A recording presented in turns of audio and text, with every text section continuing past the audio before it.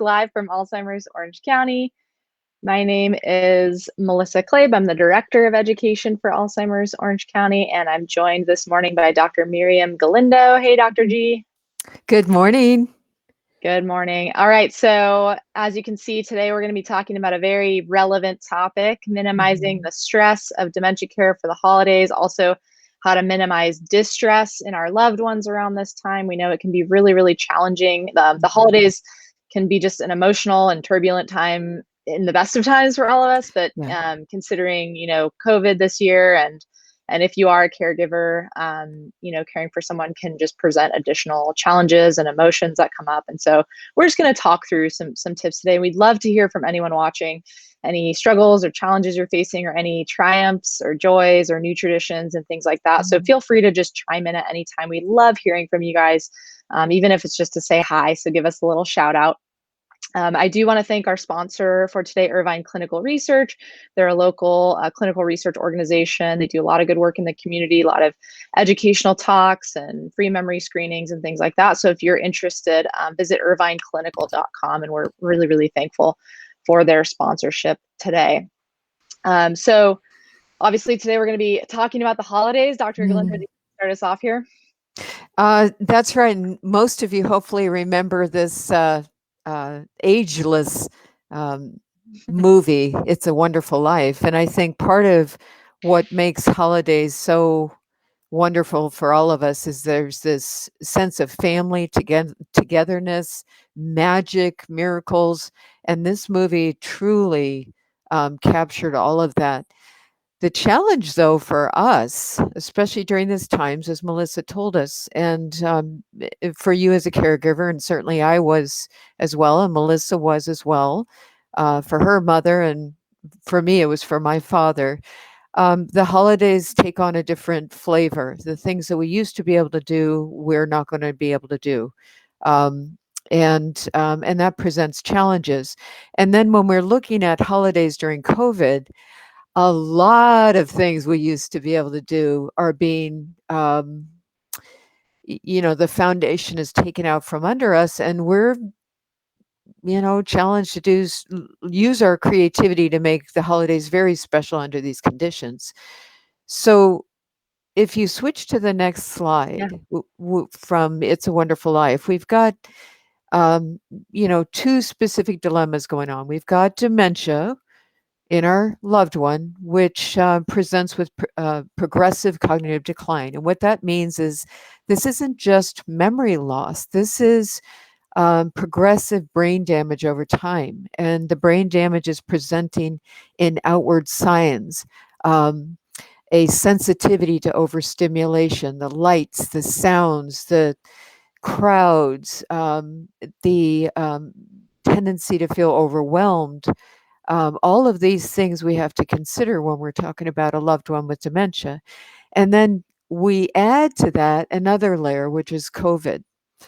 And this is an infectious disease caused by a newly discovered coronavirus. So I picked those, I specifically wrote those definitions like that to reinforce something you already know intuitively, which is, hey, traditions are all about the known and predictability, and we do this every year.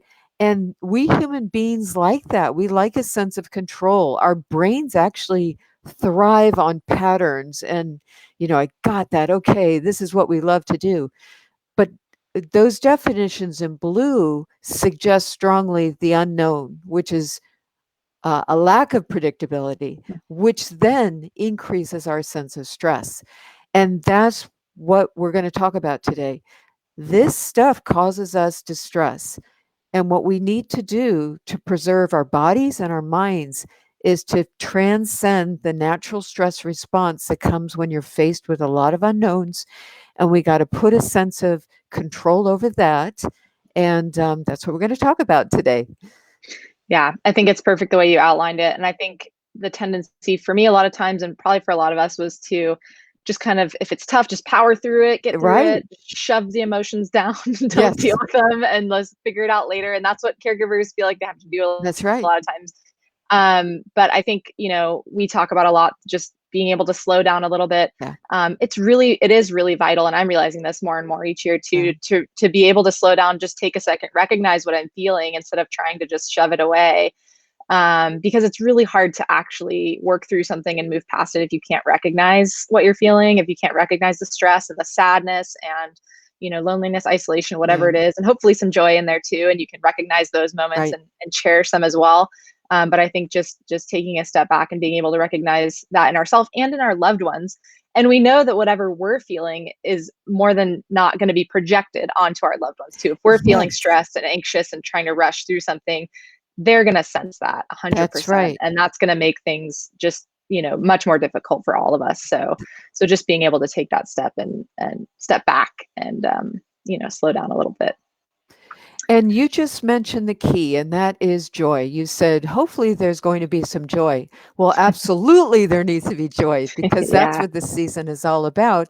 And the challenge for all of us is to figure out, all right, we recognize that there's a lot of emotions involved. Truly, with somebody with dementia who is, close to your heart, you're grieving on a day by day basis. There are losses that you're going to see daily. Um, and when family is engaged, whether, in person or by Zoom or however you decide is the healthiest and safest way to do it, they're going to feel a sense of sadness because where you're with that loved one day to day, they're seeing the person maybe on a monthly basis, Yeah. or maybe they haven't seen the loved one in several months. And so there's this profound sense of um, bereavement, this sadness. And then, of course, with COVID, there's that isolation and aloneness that you talked about. But this is a season of joy.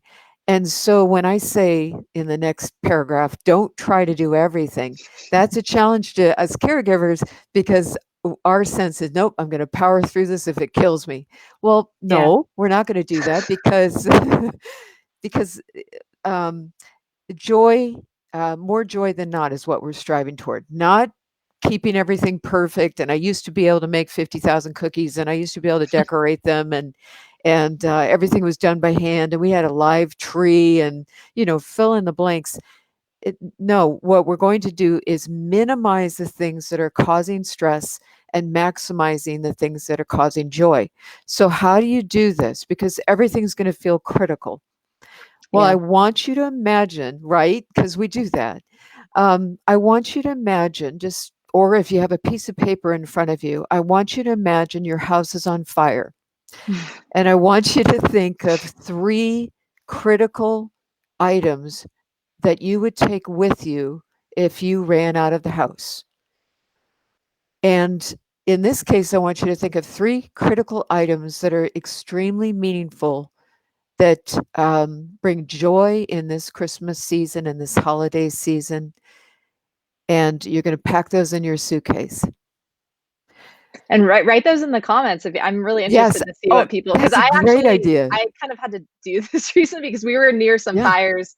We were really near some evacuation zones a few months ago, and so we were kind of like, okay, we should probably pack like a little bag just in case we do Yeah. have to evacuate. And I was kind of, this was a really good exercise for me. I was like, what is so important to me Yes. that I would put it in if I was bringing like one backpack, Yes. and so that was a fun exercise to do.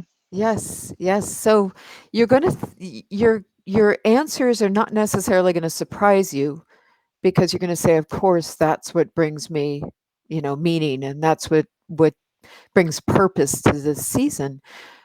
But the reason I want you to do this exercise is because you'll find that there are things that you considered vital that when pressed to consider them under critical circumstances, they're going to lose their value and meaning. Um, so, for example, when my father was going through some of his, he was deteriorating as your loved ones are, and he was not quite in at a time where we needed some extra care, but he was certainly in what's considered a moderately severe state. And every year we had a live Christmas tree, and every year we filled that tree with all the ornaments, and we had the turkey dinner, and, fill in the blanks, we were doing it. What we decided is to cross that forbidden line and get a fake tree, which, oh, that's so funny. I just got a response. And the forbidden line, meaning we're going to get a fake tree Mm, and we're going to eliminate that whole stress of, all right, let's get in the car. What are we going to do with dad? Let's look around. Okay, this place isn't a good place. Let's go someplace else. And yeah, the wonderful scent of the tree was not there, but what we did was whittle down what is essential and what is non-essential. And eventually, when everything was up, it became kind of like a template for what we were going to do in the future, which was let's look at the essential and let's eliminate the non-essential. Yes, you can do everything. I believe you can do everything. You're all superheroes out there. But you have to imagine it like you've only got a certain amount of gas in this car. yeah. Where are you going to go with this car? You cannot go to every single stop. You're going to go to 3 essential stops. Or imagine it as this building is on fire. You have 3 items that you're going to take with you. What are those items going to be? And leave the rest. Leave the rest. You can do it another season, but this season you're going to just those essentials. So again, this is what we call streamlining traditions. You're going to focus your energy on 1 to 2 traditions. I cheated and said 3. See that? I'm almost pushing That's all limits. right. You got to start somewhere. Yeah, and whittle it down to what's the most meaningful. Then you're going to adjust whatever you've got left, be willing to adjust traditions to maximize the joy and minimize the time and energy expended. In other words, rather than staying up all night to do the impossible, you're going to redefine and repurpose what things bring you joy and figure out the most efficient way to do it. This year, you may not be baking your own cookies. And yes, your cookies are the best cookies ever, but this year you're going to bend a little bit and have somebody else make the cookies, or you're going to really bend and just purchase the cookies. I know that's crossing a line, but we have to redefine what's bringing joy and how to eliminate the extraneous expenditure of energy. And then the last item I put here is put the other traditions on hold for now. And this is really important that we keep in our minds. Sometimes the reason we suffer is because we're thinking, well, this isn't the way it should be. Mm, The holidays should be this way. And this is the way we are now. And this is a total disaster. And I hate it so much. Suffering, let me see if I can put my hands up there. yeah. Suffering is that gap between what our expectations are, what should be, and then where we are. Mm, And our challenge is to minimize that gap.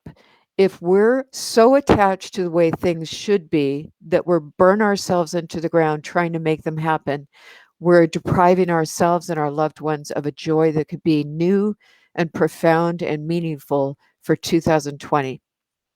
Yeah, So that just tell reminds me. yourself you're putting them on hold. Yeah, that suffering gap that you just talked about reminds me of another quote that I love and I think about often, and that is comparison is the thief of joy. And Oh, it's that's just good. I feel like I just try and ingrain that in my head all the Yeah. time. It's so easy for us from the little things, looking at other people's holiday celebrations or their perfect family, or everyone's doing fine, and then Yeah. kind of compare your situation, and it can be easy to kind of get down on yourself for not doing enough or not having enough. And everyone's journey is different, and we just need to find the joy where we're at.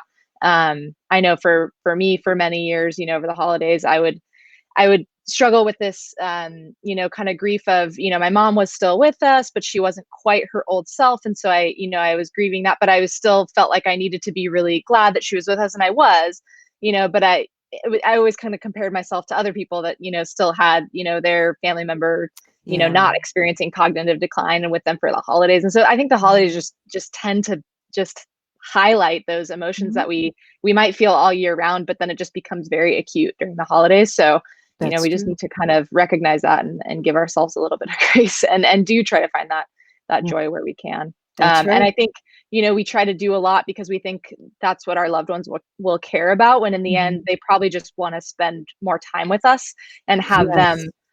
by their side rather than rushing around trying to get these things done. And maybe they're traditions that they really still care about, but maybe it's stuff Yes. that they cared about that they don't connect with anymore. I mean, it's Yes. highly possible that things they loved once, they just don't really connect with anymore. And Right. so we just need to be in tune with that. And maybe there is a new tradition or something, that we can change, while preserving some of the past as well. So it's just this That's right. balancing game of every year being really flexible. So Flexible, exactly.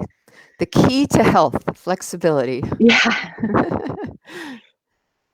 So, so what Melissa touched on is this challenge, which is building new memories, building new memories for yourself, truly.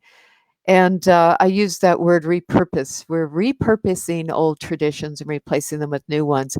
And the example I gave was that artificial tree example that would have horrified my family, years prior. But in at a time when my father was going through, his most challenging times, it became an absolute welcome relief that that was the least of our concerns, and that just restructuring the atmosphere so that it was the least amount of stress with the greatest amount of joy.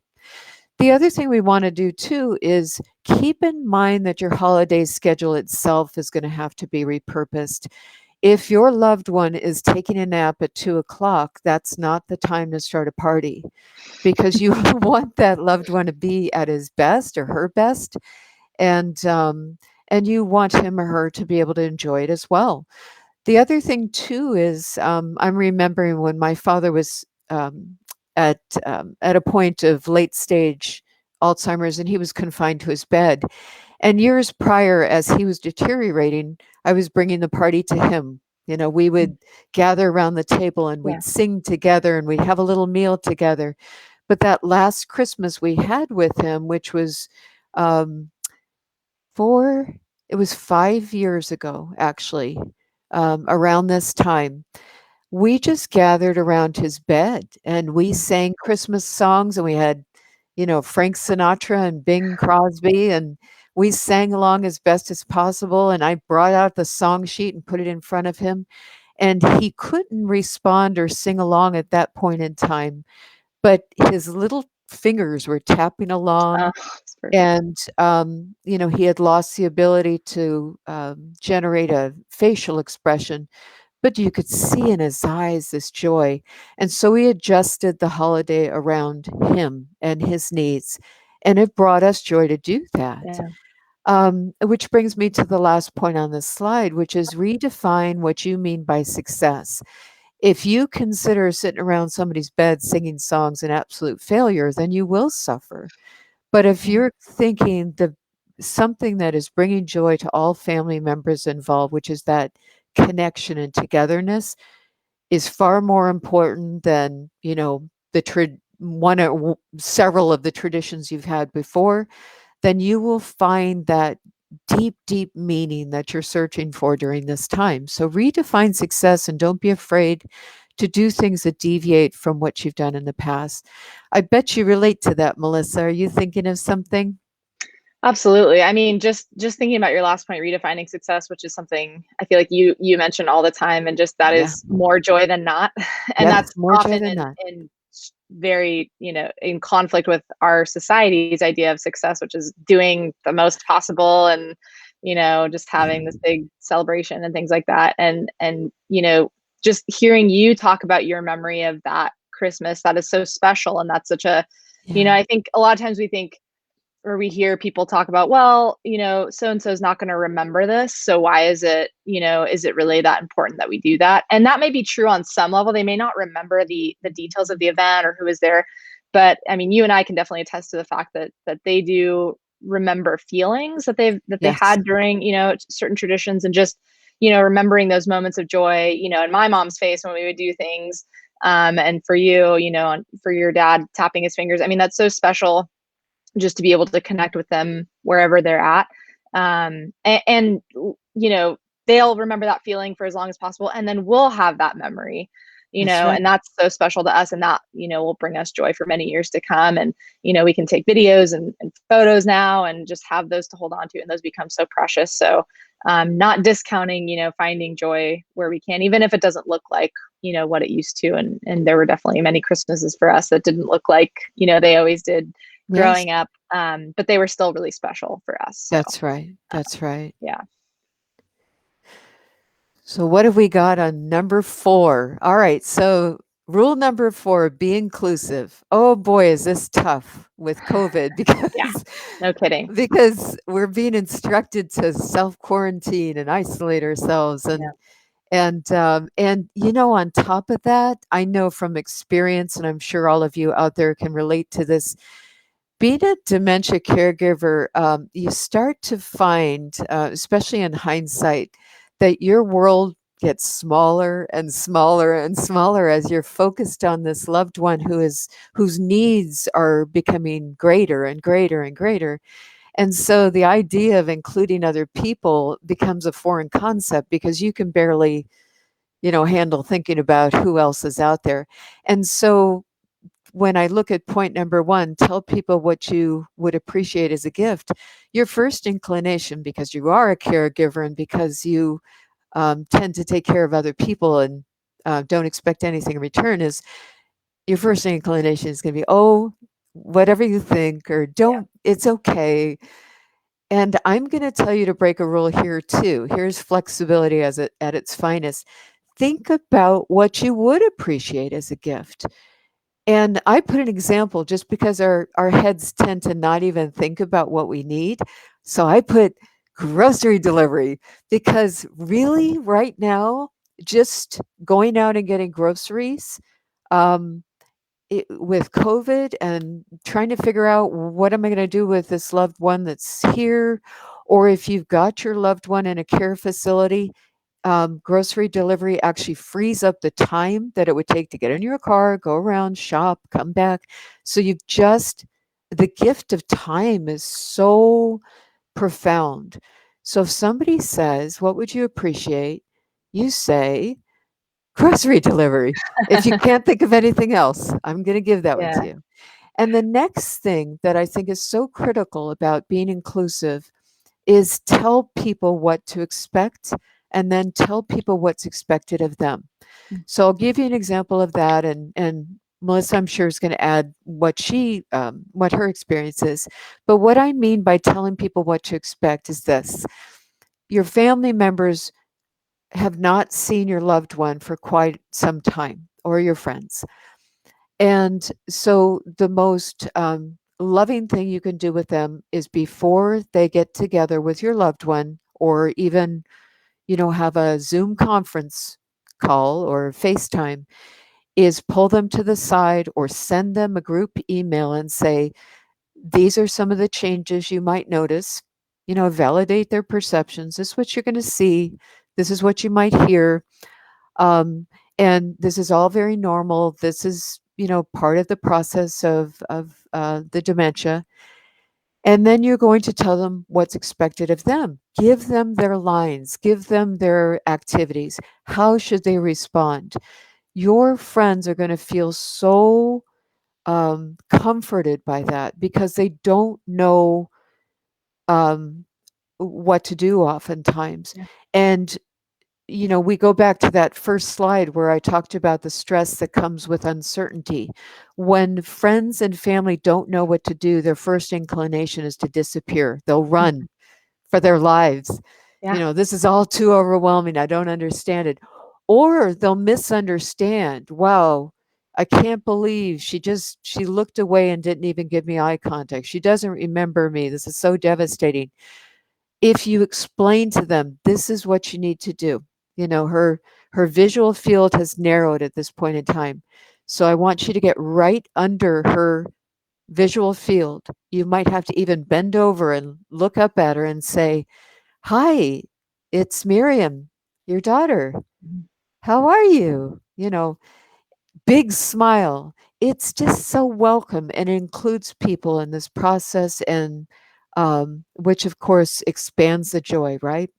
Yeah, So, Melissa, absolutely. you're thinking of some things I can see by the look on your face. What are you thinking about? Yeah, I'm thinking about the challenging times we had when family did visit, and my mom was in that moderate stage Yeah, maybe, and I didn't have, I have hindsight now of what I would have done, which is have more intentional conversations with yeah, them, include our family and let them know what was up. And instead we kind of just, I feel like we just rolled the dice, and it just went how it went, and it wasn't always great.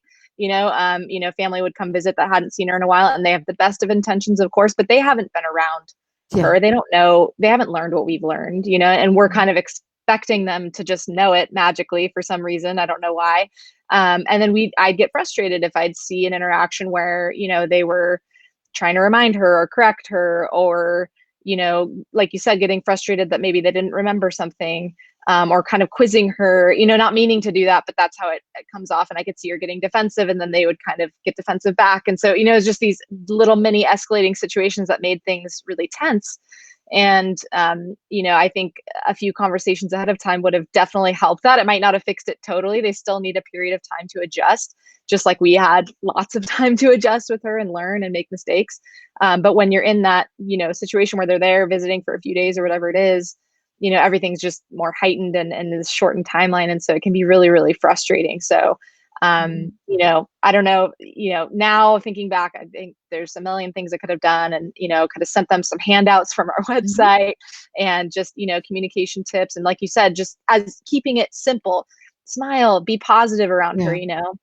and people are going to be sad. She would have some Mhm. friends visit that, would start crying or something when they saw her, because it had been so long. And I just kind of cringed a little bit. And I'm just like, I don't want sadness around her. I don't want, because she Yeah. took that on. So she was such a Right. caring person. And so, Yeah. then she would be like worried for the person. Yes, like, what's And going so, on? yeah. And that, Yeah, that would just be really, really hard. So yeah. I think maybe just having a few of those conversations ahead of time would have helped, just preparing them. Hey, Yeah, you might see this and it might be a little bit yeah. shocking.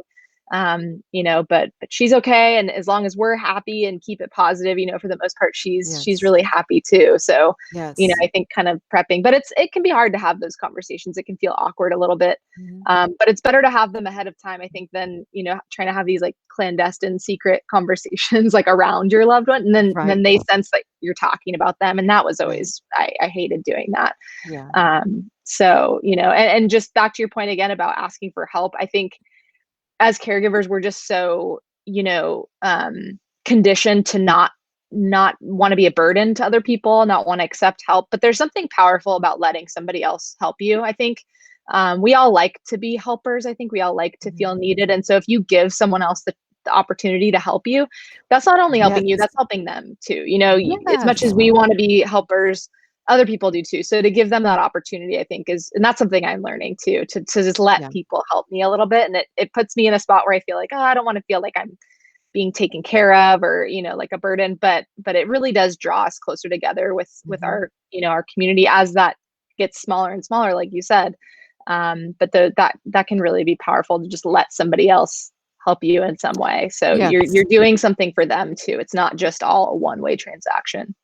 Yeah, you're absolutely right in that people, really thrive on knowing exactly what they can do to make somebody's day.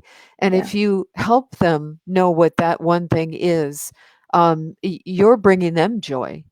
And Yeah. if you have extra energy, you can then tell them how meaningful whatever it was ended up being, because that's such a gift to people. This disease makes everybody feel um, a little bit of stress on some Yeah. level. For those closest, it becomes a lot of stress. But for those surrounding, they don't know what to do oftentimes. And if you tell them, here's your line, here's what I want you to do, people get really excited about that and happy to respond. I want to expand on what's expected of them, that last line. Yeah. I'm going to break it down into two subcategories. One is just practical in person ideas, and then virtual ideas. Mm. So, the practical in person ideas, the things to think about are not just, mom might respond as if, she's got a serious face, as if she doesn't hear you, as if she doesn't know you. So, it might be as tranquil as that. But it also might be as important as remember the door needs to stay closed because, dad's prone to wandering right now. And you don't want to have people in your house and then your loved one is missing and nobody knows where he is, Yeah. right? Um, and the other thing too is about drinking alcohol.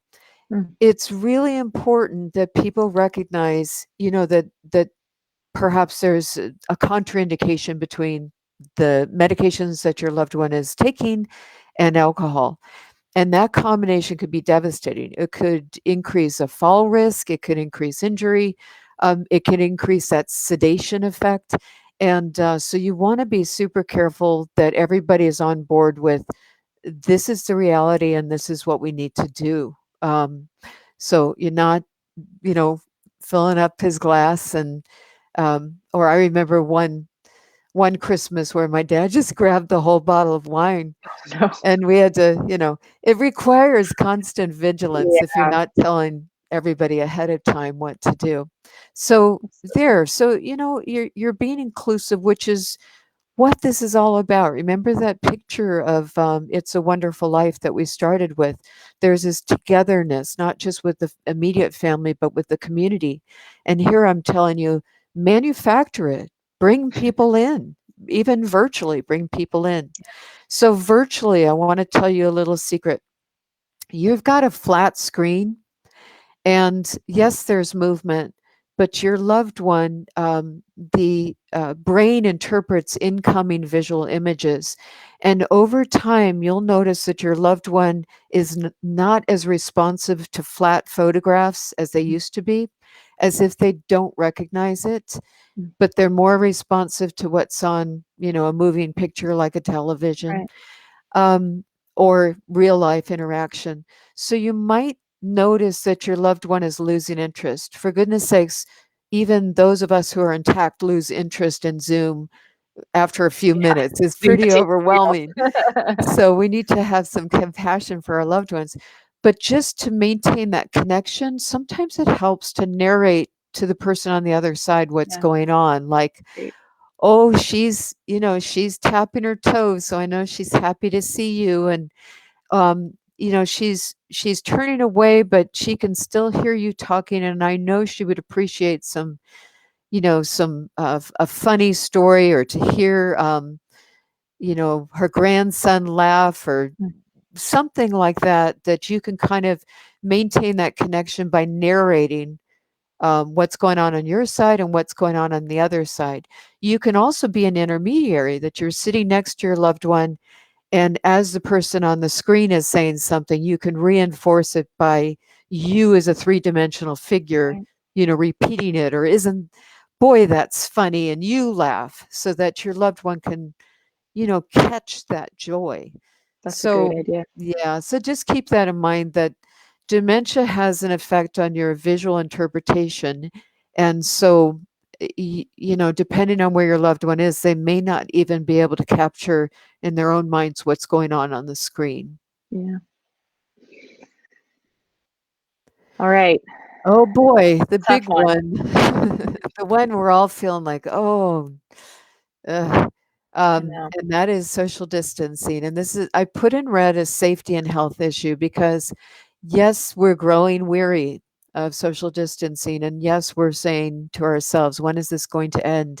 But we have to keep in mind before we start saying, I'm not doing these masks anymore. We have to remind ourselves this is a health and safety issue. And even the CDC is still, you know, questioning the origin, who's susceptible, who's not. Why are some people able to test positive and yet their symptoms are minimal while others are, in ICU? And so, with this in mind, we have to remember some things that the CDC is reminding us, which is if you're not going to do a holiday gathering virtually, that keep, just invite people that are in your own bubble, keep the gatherings very small, um, and minimize that risk by making sure that there's distance between you and the other person. Of course, the hand sanitizing with an alcohol-based solution. Masks um, should be worn over the nose and mouth, not the chin, not the Fashion neck, statement. um, not flapping in the breeze like a, um, and and um, and this one's kind of a buzzkill for the holidays, but don't engage in a buffet style meal service, meaning everybody goes to the kitchen when they want a refill and they're breathing on the food. I know this just troubles all of us. Visitors from out of state travel. Um, I know, we all have people that live out of state or out of the country, and there's a risk in getting on a plane. There's a risk in potentially transmitting, you know, from one state to another, still according to the CDC. And so we want to minimize that. And if there are visitors, that we make accommodations outside of the home. Hugs and handshakes, I hate to say it, but we can't. We're advised not to engage in hugs and handshakes. And this makes me very sad because I do know that the best way to communicate with your loved one is not with words, but with things that surpass words. Yeah, And so we just have to be challenged to think of a different way to transmit that love without transmitting the virus. And then, as I mentioned before, video chat, FaceTime, Zoom, wonderful in theory, but consider where your loved one is in the right. disease process. And listen, it's not something to abandon. It's something that just is going to challenge our creativity, and it may require an intermediary, like you sitting next to your loved one and just kind of being an interpreter, going back and Yeah, forth. Um, and under that, I also want to add that one of the things that transcends words and even coronavirus is music, is the tastes, the smells of Christmas, um, safe touch.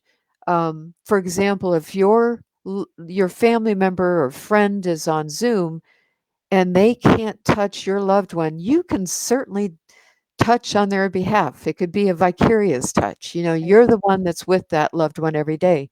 You can put an arm around that loved one. Your loved one is not going to say to themselves, "This is a terrible replacement of a hug. This hug is not generated by the person on the screen." That's actually a blessing of this disease is you can use your creativity to get the point across, and your loved one is still feeling the same effects. So as they're watching this family member on the screen, they're feeling that connection because they're sitting next to you and your arms around them. They're sitting next to you and you're the one squeezing their hand. Or they've got the smells in the house, the taste Mm, of pumpkin pie, um, you know, the music, the Christmas music that's playing in the background. So all of this is, just ways to bring the season to them and to yourself. absolutely. Oh, for goodness sakes, I kept it going, didn't I? So just when we thought You I was mentioned a done lot of with this. Yeah, social distance, great. let's see, holiday sing-alongs, watching a holiday movie together. Okay, who hates that? That's the best, you know? And you can watch it multiple times because your loved one's gonna get a kick out of it, and as soon as the movie ends and you begin again, the joy recycles. Yeah, So pay attention to what is important to them and what's attractive to their eyes. right, What I notice with my dad is, lots of activity on the screen, big smiling faces were more appealing than tiny little figures in a distance. right. Um, Singing in the Rain and It's a Wonderful Life was extremely appealing to my dad, but there were other movies that were just not interesting at all. Um, and get used to watching them over and over and over. I'm not a big TV watcher, but with my dad, I can tell you it was the best memories I have of just Yeah, sitting there, held captive, watching the same movie for the 50th time. It was just, and he would be laughing as if it's brand new. So it was awesome. And then incorporating the senses, as I talked about, the taste, the smells, the sounds, the sights, without overwhelming your loved one, because certainly there is a point where it's too much. Yeah. In too much sound is hard for your loved one to filter out. They're having trouble discriminating what's important and what's not important, including your own voice. So you need to get very close to your loved one as you're trying to, you know, share things with them, but you also need to minimize the extraneous noise. And the same with taste, smells, and sounds. Those are sights. Those are interpreted by the brain. So Mhm. remember that the olfactory sense, your smell, your sense of smell, is the first to diminish in dementia, which then is going to affect your taste. Fortunately for Christmas, the sense of taste for sweet things goes Oh, yeah. on and on and on. So you I may, think for all of us. yeah, I know. Huh? So they may not be super interested in some dishes, but boy, that pie is going to be appealing. And as far as sights, remember that too many things to look at, it might be overstimulating, or as we talked about, a visual screen like Zoom, it may be hard to interpret. But lights, um, little decorations, those sights are going to bring warmth and joy to Yeah. you and to your loved ones. So those are important things to keep in mind. Yeah, absolutely. This is all really good stuff. And Yeah. we all need to just take a step back, do a little planning ahead of time and find that Yes. joy where we can. And, we'll all make it through then to the next year and Yes. hopefully have a different holiday next year Or you might, where we can hug each other. Melissa, you may even surprise yourself, Melissa. You may pare down to 3 essentials and then say, I actually enjoy the That's true. holidays more than Yeah. I ever have. I'm going to keep this as a new tradition. I'm not going to kill myself trying to do everything. And you may just decide to retire the things that used to stress Yeah, this you year out could be because, seen as a good experiment for that yes, and no pressure because no one's yes, really expected to do a lot this year. In fact, it's better if you don't. that's a Better if you good don't have point. a big party.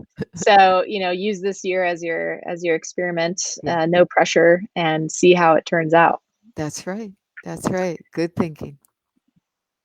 Well, great. Well, hopefully this has been helpful for some of you. We'd love to hear from you as always. How your holiday is going, the good, the bad, the different. Let us know.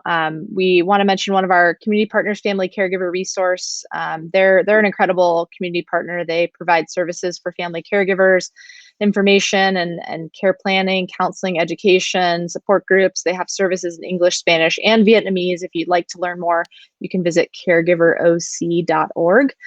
So we're thankful to be a partner with them. And as always, I want to mention our resources here. Do note that we have a new helpline number.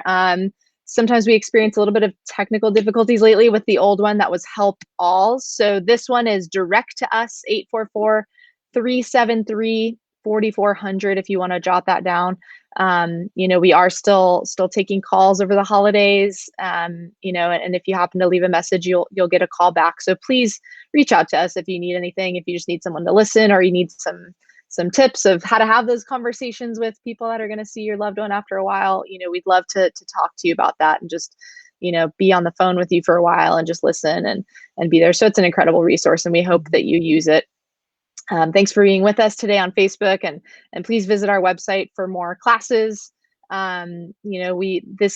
have one more class this month, which is actually today. It's on keeping your brain healthy. It's today at 1:00 Pacific time, of course, and I will put that in the chat right now so that you guys can sign up if you'd like to. And then we'll see you in January for more Facebook Lives, more Zoom classes. Our entire January calendar is up on our website, so I'd encourage you to go visit that. And thanks again, Irvine Clinical Research, for sponsoring this class today. And thank you, Dr. Galindo. I hope you have a wonderful holiday, whatever that looks like, with those closest to you. And we'll see you in the new year. Bye, everybody. Take care.